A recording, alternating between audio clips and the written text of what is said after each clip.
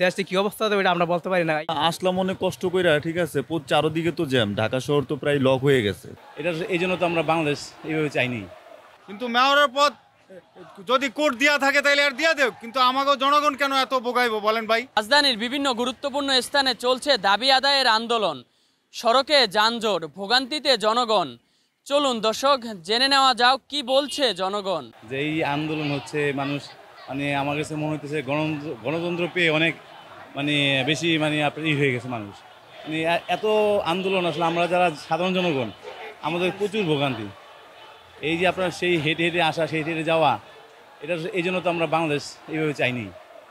আমরা চেয়েছিলাম যে আমরা একটু শান্তিতে থাকবো।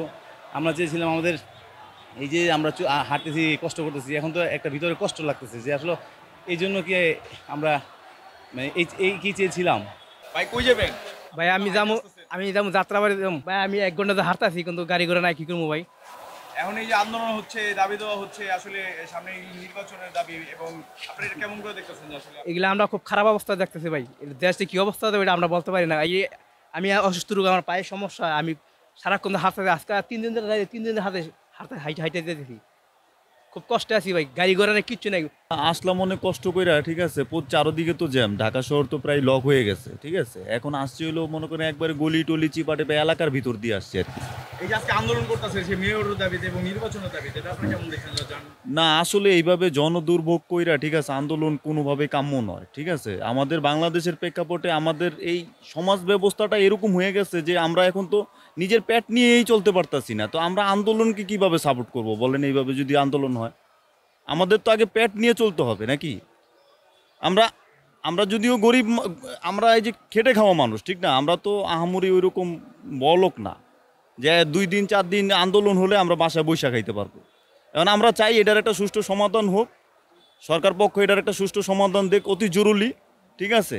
যেহেতু একটা কোর্টের রায় আসছে, বিএমপিরও বোঝা দরকার এই জায়গায় যে এই জায়গায় মানে জনদুর্ভোগ কইরা আন্দোলন সফল করাটা আসলে জনগণের জন্য, উনাদের জন্য সঠিক পথ আমি মনে করি না আর কি। জনগণের ভোগান্তিটা ভাই, সকাল 6টায় রওনা দিছি, সকাল 6টায় রওনা, যেই রাস্তা যাই সেই রাস্তাই ব্লক।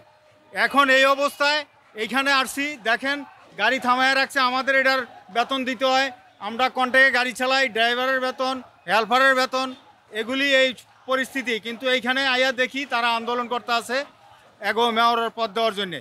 কিন্তু মেয়রের পদ যদি কোর্ট দিয়া থাকে তাহলে আর দিয়া দেব, কিন্তু আমাকে জনগণ কেন এত বোকাইবো বলেন ভাই? এগুলি নিয়ে আপনারা মিডিয়ারা কিছু বললে পরে আমাদের এই ভোগান্তি হয় না। দেখেন নাস্তা নাই, এখানে কোনো কিছু খাওয়ার ব্যবস্থা নাই, সকাল থেকে এন বসা ভাই, এই পরিস্থিতিটা ভাই। অনেক লোক এই যে এই গাড়িতে নাইমা গেল, তারা পিজি হসপিটাল থেকে আসছে রুগী, এই রুগীরা কোনো রকম এইখানটা রিক্সা বানা কিছু না ভাই, এইভাবে চলে যেতে আছে ভাই। এইটার জন্য আমি মনে করি বর্তমান সরকারই দায়ী। বর্তমান সরকার এটি মাইনে যাক, হ্যাঁ, বর্তমান সরকার নির্বাচন দিয়ে দেখ, নির্বাচন দিয়ে দিলে যে ক্ষমতা আসবে সে দেশ চালাইব, এই একটা শিথিল হবে, এইটা আমি মনে করি ভাই। হ্যাঁ, এখন পুলিশও এরকম ভূমিকা নেয় না আগের মতন। হ্যাঁ, পুলিশও নিরুপায় ভাই। এখন ভাই এগুলি মাইনা যাক, বর্তমান ইনোদ স্যার খুব ভালো লোক, উনি এটি মাইনা যাক, মাইনা দেশটা কীভাবে ভালো চলে ভাই সেই ব্যবস্থা করতে বলেন। কোনো গাড়ি পাইনি, সব বন্ধ। এখন আমি হেঁটে কাকরাইল পর্যন্ত যাচ্ছি। আসলে ওরা তো ওদের মতো করতেছে, এতে এখন আমাদের সমস্যা হইতেছে, যেহেতু আমাদের কলেজে পরীক্ষা হচ্ছে, যাওয়া আসা অনেক অসুবিধা হচ্ছে, যে এখন কষ্ট করে বাসায় যাওয়া লাগছে। আমরাও আসলে আন্দোলন করি নাই যে এমন না, আমরা করছি ওই মানে যে জাদুঘরের ওই সাইডে আমরা একটা সাইড ব্লক করে দেন আমরা আন্দোলন করছি, বাট তারা পুরো রাস্তাটাই ব্লক করে আন্দোলন করতেছে। এতে তো সাধারণ পাবলিকের, দেন আরও অনেক স্টুডেন্ট আছে, তাদের অনেক অসুবিধা হচ্ছে। তো আমি মনে করতেছি যে এটা আসলে ঠিক না এরকমটা। তাদের যেহেতু আন্দোলন করা দরকার, তারা সেইভাবে আন্দোলন করুক যে সাধারণ পাবলিকেরও অসুবিধা না হয়, তাদেরও কোনো অসুবিধা না হয়, কিন্তু তারা সমস্যা করে আন্দোলন করতেছে। আমি আসলে রমনাতে আসছিলাম, এখন রমনা থেকে বাসায় যাচ্ছি। যখন রমনাতে ঢুকছিলাম তখন রাস্তা ঠিকই ছিল, এখন যখন বের হয়েছি তখন এই মানে দেখতেছি মিছিল, এগুলো আসলে মানুষের, সাধারণ মানুষের আমি ভোগান্তি হিসেবে দেখতেছি। কারণ এখানে আশেপাশে অনেক হাসপাতাল আছে, হাসপাতালের রুগীগুলো যাইতে পারতেছে না, আবার অনেক মানুষের ভোগান্তি হচ্ছে, ওনারা হাইটে যাইতেছে। তো এগুলো আসলে সাধারণ মানুষের ভোগান্তি হচ্ছে, কারণ ওনারা পুরাটা রাস্তায় ব্লক করে রাখছে। যদি একটা রাস্তা ব্লক করে রাখতো তাহলে ঠিক ছিল, এখন এই দিক দিয়ে চারপাশের সব রাস্তায় ব্লক করে রাখছে। এতে এটা আসলে ঠিক না, আমি মনে করি যে কোনো একটা রাস্তা ব্লক করে করলে ঠিক ছিল, এটা আসলে পুরো রাস্তা ব্লক করে করা ঠিক হচ্ছে না।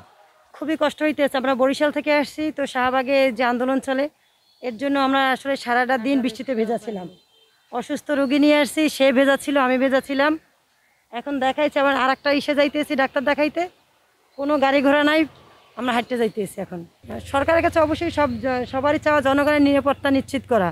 এরকম ভোগান্তিতে জনগণের আসলে না রাখাটাই ভালো। তারা কিছু ভালো কিছু করতে চায়, জনগণের এরকম ভোগান্তিতে রেখে তো আসলে কিছু ভালো কিছু করা যাবে না।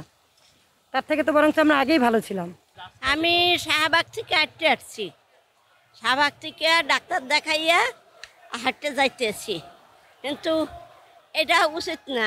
ডক্টর ইউনূস যে কোনো একটা করুক, সে একটা ভাববে চিন্তা যেটা করুক করুক, একটা সঠিক কাজ করুক সে, আমরা চাই এটা। আমরা যে আন্দোলন হচ্ছে নির্বাচন নিয়ে আন্দোলন, নির্বাচন অতি দ্রুত নির্বাচন দিতে চাচ্ছে, এখন আপনি এত কষ্ট করে কোথায় যাবেন আসলে? আসলে আমি যাবো রামপুরা। কতক্ষণ ধরে হাঁটতেছেন?